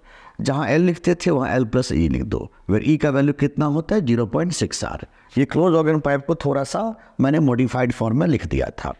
ऐसे ओपन ऑर्गन पाइप में तो दोनों एंड से इसका ये रहता है, दोनों एंड पे एंड करेक्शन होने वाला है बच्चों। तो मुझे कुछ नहीं करना है, जो भी फार्मूला मुझे पता था NV/12, तो L के बदले में आप क्या लिख दोगे L प्लस 2E। बस इसको थोड़ा ध्यान रखो, ये कभी कभी हमारे एग्जाम में काम आते हैं। लेकिन इस साल के जो सबसे महत्वपूर्ण क्वेश्चन होंगे वो होंगे रेजोनेंस ट्यूब। मेरे बच्चे पता नहीं क्यों मेरा दिल कह रहा है कि रेजोनेंस ट्यूब आता है, इस बार आ रहा है, ऐसा लग रहा है मुझे। आज तक जब जब मुझे लगता है कोई चीज़ आ रहा है ऐसा हो जाता है। मैं कोई भविष्यवक्ता नहीं हूँ, मैं सिर्फ उम्मीद कर सकता हूँ। जो ट्रेंड देख रहा हूँ, जो चीज़ें उनमें दिखता है मुझे एग्जाम के पैटर्न, उसके हिसाब से मुझे लग रहा है कि रेजोनेंस ट्यूब इस बार बिल्कुल आने वाला क्वेश्चन है। अब रेजोनेंस ट्यूब क्या है, रेजोनेंस ट्यूब से क्या करते हैं, जरा उसको सुनो। रेजोनेंस ट्यूब से बच्चों, रेजोनेंस ट्यूब से हम velocity of sound in air निकालते हैं। इसके एक्सपेरिमेंट तो मैं डिटेल से कहोगे तो अलग से वीडियो है चैनल पे, तो वहाँ देख सकते हो, लेकिन मैं फटाफट बता देता हूँ, कुछ नहीं करना है। इस पानी के लेवल को एडजस्ट किया जाता है और चेक किया जाता है कि रेजोनेंस, ये एक ट्यूनिंग फॉर्क है, इसकी फ्रीक्वेंसी और इसकी फ्रीक्वेंसी कब मैच किया। मैं कहता हूँ जब पहले स्टेज में मैंने देखा कि जब L1 प्लस ई का वैल्यू λ/4 था तो मैच कर गया था, तो फिर पानी के लेवल को थोड़ा सा चेंज करके इस कंडीशन पे आया और मैं दोनों को सॉल्व करके फाइनली इस पे आया। मैं कहता हूँ बस तुम इसको ही याद रख लो, तो तुम्हें ज़रूरत नहीं ड्रामाबाजी करने का, बस इससे काम चल जाएगा तुम्हारा। कि भाई हमें फ्रीक्वेंसी गिवन होगा और 2 अलग अलग लेंथ दे रखा होगा कि इतने इतने लेंथ पर मेरा फ्रीक्वेंसी मतलब लाउड साउंड सुनाई दिया है मुझे, बस इसी से मेरा velocity of sound in air निकल जाएगा। अब देखो इसको समझाने के लिए कुछ क्वेश्चन करवाता हूँ। Correct tuning for with frequency 800 hertz, ठीक है भाई, फ्रीक्वेंसी दे रखा है मेरे को 800 हर्ट्ज। अच्छा, इसमें क्या बोला गया, produced resonance in a resonance tube with upper and open and lower and close, देखे थे अभी बाय वाटर सरफेस। हमें यहाँ पर दे रखा है लेंथ, हमें कुछ नहीं करना है बच्चों, कोई भी 2 लेंथ को उठा लो, ये और ये ही उठा लो, तीसरे को क्यों उठाओगे, इन दोनों को पुट कर दो, L2 हो गया ये, L1 हो गया ये, बस बात खत्म। तो क्या होगा, फ्रीक्वेंसी 2 गुना 800 इंटू 31.25 माइनस 9.75, बस पुट करो और आंसर निकालो। देख लेना तो इसका आंसर होगा सी पार्ट। सिंपल सा है, बस ज़्यादा ध्यान रखना ये सेंटीमीटर में है और ये मीटर पर सेकंड में है, तो इसको तुम चेंज कर लेना, ठीक है। नेक्स्ट ऐसा ही क्वेश्चन फिर से देख लो, क्या क्या बोला गया कि भाई पूरे क्वेश्चन में बस तुम इतना पढ़ लो कि इसकी जो फ्रीक्वेंसी है वो 320 हर्ट्ज है। चलो बहुत बढ़िया, फ्रीक्वेंसी दे रखा है 320 हर्ट्ज, 20 सेंटीमीटर और 73 सेंटीमीटर। तो L2 हो गया 73 और L1 हो गया 20। पूरे ड्रामा मत पढ़ना, बस इतना ही पढ़ो, इसी से काम चल जाएगा। क्या होता है फार्मूला, 2F, देखो चेक करो क्या होता है फार्मूला, देखो 2F, L2 में से L1, L2 में से L1, इतना ही लिख दोगे, हो गया। F का वैल्यू कितना है 320, और L2 क्या है बच्चों, 73 और 20, 73 और 20, बस ये सेंटीमीटर में उसको बदल लेना, हो जाएगा। इसका आंसर होगा बी पार्ट। बस थोड़ा सा ध्यान रखोगे, रेजोनेंस ट्यूब के क्वेश्चन आते हैं, हमें इतना ड्रामा नहीं करने की ज़रूरत है, इतना ड्रामा करने का समय तुम्हारे पास नहीं है, तो इसलिए मैं फटाफट बता दिया। कुछ पूरे क्वेश्चन में बस 2 लाइन पढ़ लो कि L2 और L1 में देखो 2 लाइन दे रखा होगा, एक बड़े वाले को L2 बोलो, छोटे वालों को L1 बोलो। लेकिन अगर लगातार 3 दे रखा है तो स्टार्टिंग के 2 लेना, अगर लगातार 3 दे रखा है तो स्टार्टिंग के 2 लेना, ये L1 मान लेना, इसको L2 मान लेना। उम्मीद करता हूँ यहाँ तक आपको बहुत अच्छे समझ में आ गया होगा। तो चलिए अब हम लोग एक और टॉपिक डिस्कस करेंगे, बीट्स। तो देखो बीट्स में एक छोटा सा कॉन्सेप्ट बताऊँगा, बस उसी पे सारा क्वेश्चन बन जाएगा। चलो थोड़ी देर, चलो फिर नेक्स्ट देखते हैं बीट्स क्या होता है, इसके बारे में अच्छे से एनालाइज करते हैं बीट्स के बारे में। चलो शुरू किया जाए बीट्स। तो चलिए बच्चों लोग बीट्स को देख लेते हैं एक बार। बीट्स के लास्ट टॉपिक है बीट्स, उसके बाद तो डॉपलर इफेक्ट तो इस बार सिलेबस से कट है। तो बीट्स के ये फॉर्मूला होता है F = F2 - F1। Higher frequency में से लोअर फ्रीक्वेंसी घटा दीजिए तो निकल जाता है बीट फ्रीक्वेंसी। हायर फ्रीक्वेंसी में से लोअर फ्रीक्वेंसी घटा दीजिए, निकल जाता है बीट फ्रीक्वेंसी। ध्यान रखिएगा ये जो बीट फ्रीक्वेंसी होता है वो प्लस माइनस के फॉर्म में होता है। अच्छा, खास करके इसके जो प्रॉब्लम्स होते हैं वो ट्यूनिंग फॉर्क से रिलेटेड क्वेश्चंस होते हैं। कैसे क्वेश्चंस होंगे थोड़ा ध्यान दीजिएगा। कहेगा क्या, 2 ट्यूनिंग फॉर्क हैं, ठीक है, एक अननोन फ्रीक्वेंसी वाला होगा, एक नॉन फ्रीक्वेंसी वाला होगा। मान लो इसका वैल्यू है 240 और इसका वैल्यू मुझे पता ही नहीं, और कह देगा कि दोनों के बीच में बीट फ्रीक्वेंसी था 5, ठीक है। उसके बाद क्या कहेगा कि इस पर हमने वैक्सिंग कर दिया या फाइलिंग कर दिया, पूछ दिया, और उसके बाद फिर से इसको दोनों को ऐसे ऐसे किया गया। तो बताइए कि अब इसकी बीट फ्रीक्वेंसी अब 5 से 4 हो गया या 5 से 6 हो गया, जो भी कुछ हुआ। तो अननोन फ्रीक्वेंसी क्या था। इस टाइप के कभी भी क्वेश्चंस आएंगे बीट्स में, यही आने का चांस होता है इस साल। डॉपलर्स तो है नहीं कि डॉपलर से रिलेटेड पूछेगा, तो आपको सिंपल सा ये बात ध्यान रखिएगा, ये मेरे स्पेशल टेक्निक विल। ये कैसे याद करेंगे, ध्यान देना। वैक्सिंग करने के बाद अगर बीट फ्रीक्वेंसी इंक्रीज कर जाए तो लोअर वालों को लेना। अब मैं बताता हूँ क्या है। वैक्सिंग करने के बाद अगर बीट फ्रीक्वेंसी बढ़ जाए तो लोअर वालों को लेना। वैक्सिंग करने के बाद अगर बीट फ्रीक्वेंसी कम जाए तो हायर वालों को लेना। और वैक्सिंग करने के बाद अगर बीट फ्रीक्वेंसी सेम रहता है तो हायर वालों को लो। यही मैंने तरीका बताया। ऐसे ही फाइलिंग में, फाइलिंग करने के बाद अगर बीट फ्रीक्वेंसी बढ़ जाता है तो हायर वालों को लो। फाइलिंग करने के बाद अगर बीट फ्रीक्वेंसी कम जाता है तो लोअर वालों को लो, और सेम होता है तो लोअर वालों को लो। अब इसको समझाने के लिए यहाँ पर थोड़ा ध्यान दो, क्या कह रहा है। 2 ट्यूनिंग फॉर्क है, ध्यान दीजिए, 2 ट्यूनिंग फॉर्क है, दोनों को साउंड किया गया है ऐसे। अच्छा, एक स्टैंडर्ड जो है उसका फ्रीक्वेंसी 300 है और इसका मुझे नहीं पता इसकी फ्रीक्वेंसी क्या है, लेकिन दोनों के बीच में 5 बीट्स पर सेकेंड हुआ था। तो अब देखो इसका जो अननोन वाले, ये जो अननोन वाला है, इसका वैल्यू या तो 300 + 5 मतलब 305 है, या इसका वैल्यू मेरे बच्चे 300 में से -5 मतलब 295 है। इन दोनों में से कोई एक ही होगा, तीसरा नहीं हो सकता, ये ध्यान रखना, तीसरा कोई आंसर नहीं है। तो पहले ही से हटा दो दिमाग में कि ये नहीं होगा और ये नहीं होगा, या तो ये होगा या ये होगा। इसको पता करने के लिए हम लोग आगे पढ़ेंगे। क्या कह रहा है, the tuning fork when loaded with some wax, waxing करने के बाद, अब देख रहे हो वैक्सिंग कर रहा है, again produce 5 beats per second. तो वैक्सिंग करने के बाद अगर बीट फ्रीक्वेंसी सेम रह गया तो हायर वालों को लो। वैक्सिंग करने के बाद अगर बीट फ्रीक्वेंसी सेम रह गया, बीट फ्रीक्वेंसी सेम रह गया तो हायर वालों को लो। तो भाई बीट फ्रीक्वेंसी सेम रह गया, पहले भी 5 था और आज भी 5 है, तो हायर वालों को लो, मतलब इसका आंसर होगा 305। उम्मीद करता हूँ ये बातें बहुत अच्छे समझ में आ रहा होगा। अगले क्वेश्चन की तरफ आओ। क्या कह रहा है, tuning fork frequency 480 hertz produce 8 beats. इसका आंसर या तो होगा 480 + 8, या होगा 480 में से 8, या तो होगा 488, या होगा बच्चों 472। अब आगे क्या बोला गया, when prongs of B are loaded with 1 gram of wax. इसको मत देखो कितना ग्राम है, उसको कोई फर्क नहीं पड़ता।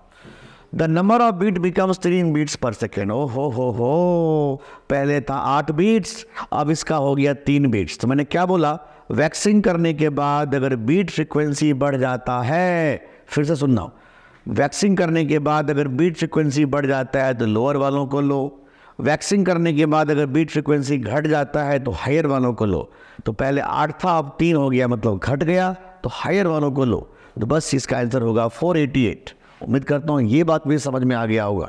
एक क्वेश्चन बीट्स के और देख लेते हैं। कह रहा है सेट ऑफ 24 ट्यूनिंग फॉर्क। ये देखिए यहाँ पर 24 ट्यूनिंग फॉर्क दे दिया है बच्चों। यहाँ पर 24 ट्यूनिंग फॉर्क है, हर कोई 4 बीट्स दे रहा है। आगे क्या बोला कि the previous one and the last sound the Octave of the first. तो मान लीजिए इसका फ्रीक्वेंसी एफ है, तो ऑक्टेव वर्ड का मतलब डबल, तो इसकी फ्रीक्वेंसी हो गया डबल, और लगातार बढ़ते जा रहा है, और दोनों के बीच में फ्रीक्वेंसी 4 का डिफरेंस होगा। 4 बीट्स दे रहा है तो यह +4, यह +8, ऐसे होते होते 24 तक दे रखा है। तो मैं क्या बोलने वाला हूँ, इसको कैसे सॉल्व करूँगा, ये फॉर्मूला यूज़ करूँगा मैथ का, a + n - 1 × d। बस the first term is f, 24 है -1, कॉमन डिफरेंस कितना है बच्चों 4, और यहाँ की जो फ्रीक्वेंसी है वो क्या है 2f। तो 2f में से f इज 24 में से 1 23 × 4 92। तो बच्चों f तो आ गया 92। तो हमसे पूछा क्या गया क्वेश्चन, ये तो आ गया पहला फ्रीक्वेंसी, पहला ट्यूनिंग फॉर्क की फ्रीक्वेंसी। तो बोला कि लास्ट ट्यूनिंग फॉर्क की फ्रीक्वेंसी क्या होगा, तो ऑफ कोर्स 2f होगा। तो इसका आंसर होगा 184 हर्ट्ज। यस, तो उम्मीद करता हूँ आपको समझ में बहुत अच्छे से आ गया होगा। और साउंड वेव यही है, यही काफ़ी है साउंड वेव, इससे आगे कुछ मत पढ़िए, इतना ही काफ़ी होते हैं क्वेश्चन हमसे पूछे जाएंगे। और ये अगर आपका ये लगभग 2 घंटे के वीडियो जो है, 1.5 घंटे के वीडियो, अगर आपने इसको तैयार कर लिया तो किसी की औकात नहीं कि आपसे एक क्वेश्चन रुकवा दे। बस ये ध्यान रखना, बस इतनी बातों को तैयार कर लो। अब अगले सेक्शन जो आने वाला है हीट एंड थर्मोडायनामिक्स, वो बहुत ज़बरदस्त है।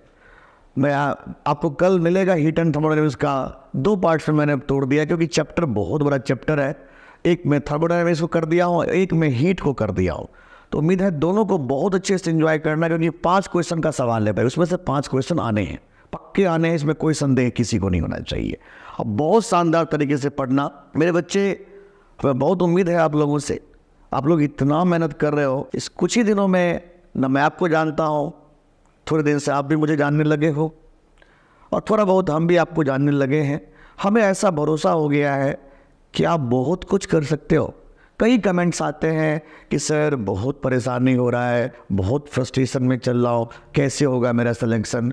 बिल्कुल कूल हो जाओ, क्योंकि आपके टेंशन लेने से सिलेक्शन नहीं होने जा रहा है। आप बिल्कुल बस धैर्य रखो, जो होना है वो हो के रहेगा। बस मेरे पे भरोसा रखो, हम फिजिक्स में स्कोर डाउन नहीं होने देंगे। थोड़ा भरोसा करके देखो मेरे पे, थोड़ा सा भरोसा करने की ज़रूरत है आपको। मेरे सारे वीडियोस, और एक बात और बताता हूँ कि जो डेट मैंने आपको दिया है उससे 1 आध दिन ज़्यादा हो सकता है मे बी 1-2 दिन का डिफरेंस हो जाएगा। जैसे मान लीजिए मैंने 24 तक का डेट दिया था, 24 के बजाय 25-26 तक जा सकता है, लेकिन हाँ 27-28 तक नहीं जाएगा। जो शेड्यूल दिया है मैंने उसी के अकॉर्डिंग आपको सारा का सारा मैं कवर करवा दूंगा, ये मेरा वादा है बच्चे। एक क्वेश्चन में आपको अटकने नहीं दूंगा। आप चाहे कुछ भी हो, आप कुछ भी नहीं करके आए हो, मुझे पता है आप कुछ भी नहीं किए होगे, मान लो, एक पल के लिए मान लेता हूँ कुछ भी नहीं किए हो, लेकिन मैं तब भी कहता हूँ कि अगर मेरा वीडियो आपने बहुत अच्छे से कर लिया, और एक जो मैंने टेस्ट दिया था आपको, जो मैंने कुछ क्वेश्चन का सेट भेजा था, अगर आपने उसको अच्छे से कर लिया तो यकीन मानिए मेरे बच्चे, आपसे पेपर खराब नहीं होने देंगे। अभी तो देखना टेस्ट सीरीज में कितना हंगामा मचा दूंगा। वही टेस्ट सीरीज के क्वेश्चंस एग्जैक्टली पूछवा दूंगा, जो टेस्ट में लाइव डिस्कशन करूंगा 25 या 26 से। फिर दिखाऊंगा कि तुम्हारी टेस्ट सीरीज की क्या औकात है और बाकियों की टेस्ट सीरीज की क्या औकात है। ओपनली बोल रहा हूँ बच्चे कि टेस्ट सीरीज की क्या औकात होगी। तुम देख लेना कि जो टेस्ट सीरीज मैं दूंगा एग्जैक्टली लगभग वही के वही पेपर तुम्हें दिख जाएगा वहाँ पर। तब तुम जानोगे कि जहाँ सर सही बोले थे। बस इतना थोड़ा सा भरोसा करके मुझ पे देखो कि बच्चों मेरे सारे वीडियोस को एक एक को अच्छे से करते चले जाओ। इतने अच्छे से करो कि मज़ा आ जाए। बस उसके बाद बाकी के लिए मैं हूँ। आपको कोई टेंशन लेने की ज़रूरत नहीं है और कोई प्रेशर में नहीं पढ़ाई करना, आराम से पढ़ो भाई। सिलेक्शन प्रेशर में नहीं होगा, सिलेक्शन जब भी होगा तो कूल माइंड में होगा। क्या मेरी बात समझ में आ रहा है? बिल्कुल कूल रहिए, हम आपके साथ हैं, हम आपके साथ हैं और रहेंगे। आपको एक भी चीज़ दिक्कत होती है तो मैं हमेशा आपके लिए तैयार रहता हूँ। ठीक है, मैंने पीडीएफ आपको नहीं प्रोवाइड करवाया क्योंकि आप लोगों ने इतना काम का बर्डन मेरे को दे दिया, इतना काम का बर्डन मेरे को बच्चों दे दिया कि सर ये वीडियो चाहिए, ये वीडियो। आप लोगों के वीडियो ही भेजते भेजते मेरे बहुत टाइम निकल जाता है। तो मैं जानता हूँ कि पीडीएफ भेजने में मुझे थोड़ा लेट हो जाता है बच्चे, इसके लिए सॉरी। थोड़ा ध्यान दीजिए, थोड़ा भरोसा करिए। मैं बार बार कहता हूँ, मेरे वीडियो पर बार बार उसको देखिए, बार बार देखिए और फिर देखिए। आपका अगर सिलेक्शन रुकता है तो मुझे बताइएगा फिजिक्स की वजह से। ये मेरा वादा है बच्चों कि फिजिक्स की वजह से सिलेक्शन नहीं रुकने दूंगा, चाहे कुछ भी हो जाए। तो मेरे बच्चे आज के लिए इतना ही। नेक्स्ट वीडियो में मिलते हैं हीट एंड थर्मोडायनामिक्स के साथ, और बहुत ही भयानक वीडियो आपको प्रोवाइड करने जा रहा हूँ जो सीधा क्वेश्चन पूछे जाएंगे। उसके बाद सिर्फ मैकेनिक्स चलेगा और उसके बाद करंट इलेक्ट्रिसिटी का पोर्शन समझने स्टार्ट करना है और उसको लेकर के फाइनल कर देंगे। हम कोशिश करेंगे कि 25 से ऊपर आगे नहीं जाए। हम 26 से हमने टेस्ट सीरीज का नाम सोचा है। 26, 27, 28, 29 हम लगातार 4-5 टेस्ट करवाएंगे और बस हमारे बच्चे दे दनादन गोल। बस मिलते हैं फिर नेक्स्ट वीडियो में। आज के लिए इतना ही, बाय।